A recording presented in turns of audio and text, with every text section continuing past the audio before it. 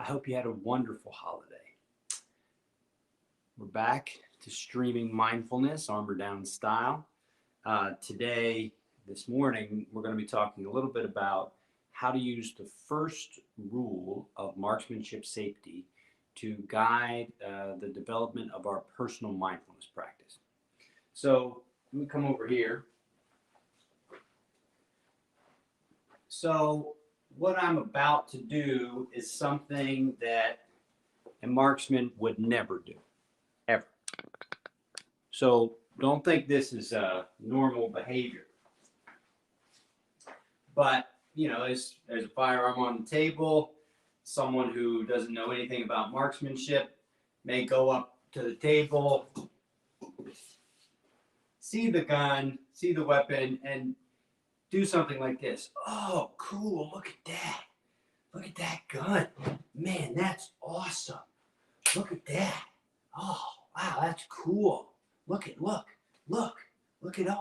cool this is. That's a fail. Epic fail. Never, ever, ever, ever, ever, ever, ever do what I just did. Now, the way a real marksman approaches a gun is the very first rule. The very first rule sets up every other rule. A real marksman approaches the gun and always assumes that the gun is loaded. Always. Even if it's racked like this, which means that the slide is open. So what a marksman does, and we'll just start over as it was. What a marksman does is a marksman approaches the weapon assuming it's loaded, even if they know for a fact that it's not. They assume that it is. They take it. They what's called rack it. Okay, so that means they pull the slide back. So you pull the slide back. You actually look. You look into the barrel. You look down to see if there's a round in there, and you actually touch it. In the military, they teach you to actually touch inside, so you're double secure. You also, of course, remove the magazine. So you assume that the weapon is loaded until you yourself make the determination that it's not by literally looking down in the chamber, looking down in the magazine well, racking the slide, and then once you know that it's absolutely safe, then you proceed to three more rules of how to safely interact with this firearm. Now, if you're a veteran, you already know this, but you probably don't know how it relates to mindfulness. As a non-military person, you probably didn't know this about marksmanship safety. You probably didn't realize just how safety conscious most marksmen are. So, something for everybody. But how can we look at this as a way to define or as a guiding principle for developing our own mindfulness practice? Well, the way we can do that, let's move this out of the scene. The way we can do that is by thinking about the basic safety considerations for the development of your mindfulness practice at home, right? So a couple things that I encourage you to think about with the objective of by Friday, so this is Monday, by Friday having an actual spot that you're going to practice mindfulness with me, and we'll turn it into an actual mindfulness meditation where you'll be sitting on a cushion. Maybe it's one you have at home, or maybe it's an armor down meditation cushion. You'll be sitting on a cushion practicing mindfulness meditation. So the things that I want you to be thinking about for this week, and again, by Friday, our objective is to have a spot by Friday, is where do I feel most safe in the house?